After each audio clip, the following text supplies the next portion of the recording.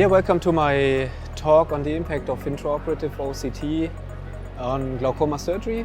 My name is Deubel. I'm the head of product management for ophthalmic microscopes at ZEISS Meditech in Oberkochen. So when we talk about the history of ZEISS, we cannot omit surgical microscopes and vice versa. So this year is a very special year for us.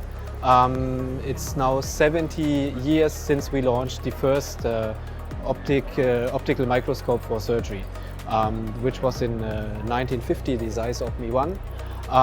But there have also been other innovations, especially in the ophthalmic area, culminating in the OPMI-Lumera family, which is currently very successful and popular, and the ZEISS Rescan, which is the intraoperative OCT I'm going to talk about.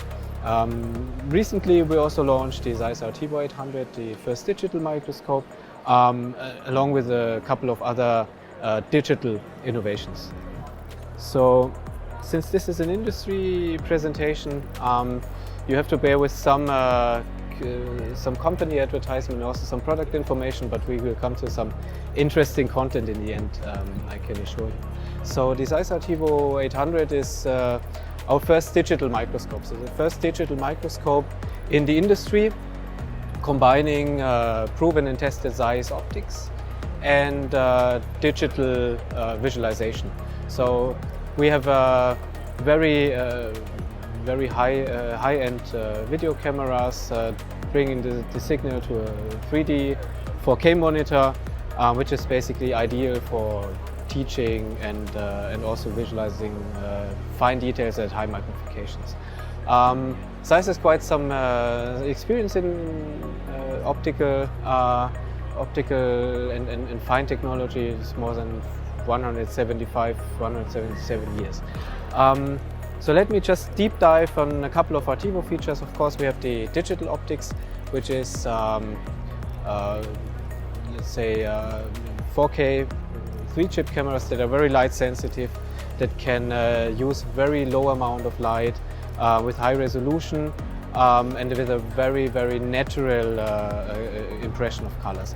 We have, and this is also really interesting, we have the AddVision feature that is injecting parameters like patient name, microscope parameters, and even if you have the phaco machine, phaco parameters into the view of the surgeon. And of course this is also connected to the network, so you can connect and upload videos, images to forum, and of course also do the complete patient management connected to forum.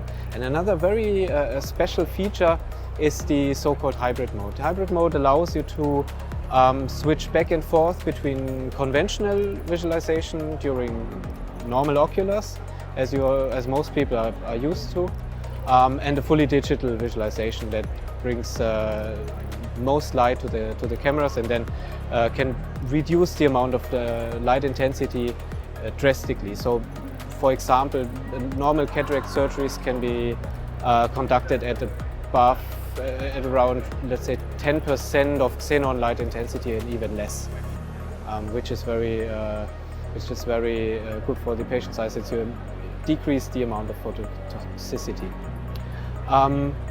So now let's come to intraoperative OCT. Intraoperative OCT has been introduced by ZEISS into the market in 2014, so it's currently roughly about 10 years old, and it consists of an OCT laser light source that's fully integrated into the microscope.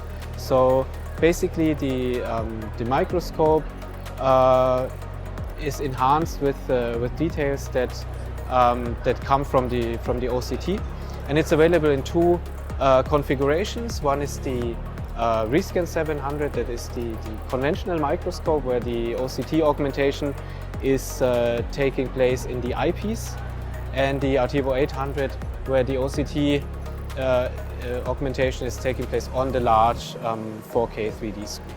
So since the introduction into the market of intraoperative OCT, retina surgery was among the first specialties to adopt this technology. I mean, the name rescan is you might know this. Rescan comes from retina scan, so it's not surprising that retina was among the first applications. Cornea followed shortly after, especially for procedures like keratoplasty, direct DSEK, because the visualization of structures in a cross-section is very useful for those surgeries as well.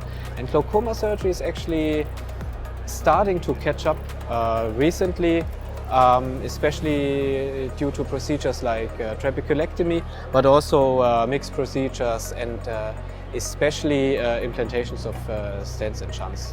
So, and as you all might know, ZEISS has a wide portfolio of glaucoma devices and also glaucoma workflow solutions, which we will touch upon very briefly later. So just a couple of technical specs. OCT wavelength is 840 nanometer, which allows to penetrate the cornea and transparent structures and really offer some in-depth visualization of structures. There's different scan depth available and also different scan lengths. So the image and the image acquisition of the OCT can be tailored to the surgeon's preferences.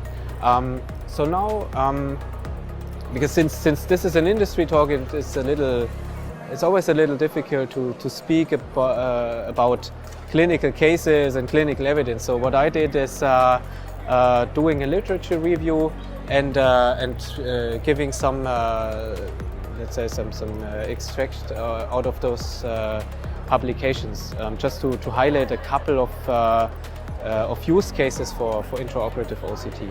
So one of the most promising cases is support of IOCT during trabeculectomy, since it's possible to measure or to visualize the depth of incisions and also the shape and positions and even being able to gauge the success of certain manipulations and certain surgical maneuvers. And in addition, one of the most interesting applications for IOCT is really in training residents, because it can be visualized very clearly what is done during surgery. It can be things that can be shown that usually cannot be shown directly during the operation, and this allows, especially in combination with a 3D system with a large screen, allows training really well. And I think now we come to the most promising, or to the area with the highest potential, I think, for IOCT, which is mixed surgery. Especially when it comes to implanting stents and shunts, because it's really fascinating how intraoperative OCT can support in visualizing structures that are otherwise invisible. If you take, for example, the gonio loop, you can somehow look around the corner, which is really helpful for placement, but still you have the problem of stereo perception, of depth perception. And with the OCT you can not look around the corner, but you can look right through the corner, which is basically bringing a lot of information, a lot of confidence into doing those surgery. And I extracted a couple of quotes here also from literature, especially in iStent and hydrous implantation. There can be the confidence during those surgeries can be increased, because it's immediately visible what is happening, as you can also see here from the image. So, and how does this all come together? It comes together in the ZEISS glaucoma workflow, basically starting from the early phases with assess and educate, when continuing into the plan phase, and then directly over the forum in the glaucoma workplace, being transferred into the OR, to the ARTEVO, to the Callisto patient management system, being able to record surgeries, to record snapshots, and also to re-export patient lists after surgery. So this is our approach to glaucoma surgery, and there's definitely a lot more to come. So if you have any ideas and suggestions,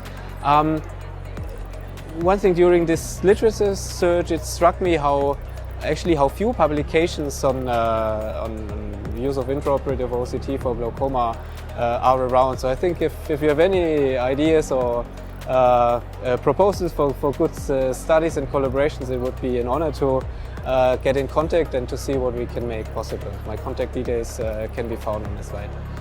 Thank you very much. I hope you enjoyed the talk.